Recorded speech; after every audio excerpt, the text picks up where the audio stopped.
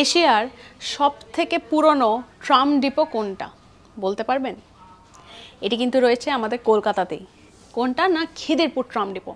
এটাই হচ্ছে এশিয়ার সবথেকে পুরনো ট্রাম ডিপো, যেটা কিনা এখনও চালু রয়েছে। এটি শুরু হয়েছিল 1902 সালে, তবে থেকে কিন্তু এখনও চলছে। এবার 1884 এই সালেই খিদিরপুর এরিয়াটাকে ব্রিটিশরা মনে করলেন যে এই জায়গাটিতে ডক বানানো দরকার। আর ঠিক 1892-তে খিদিরপুর ডকটা তৈরিও হয়ে যায়। এর সঙ্গে কিং জর্জ ডক অ্যাড করে দেওয়া হয়, সেটা হচ্ছে 1928 এই সালে।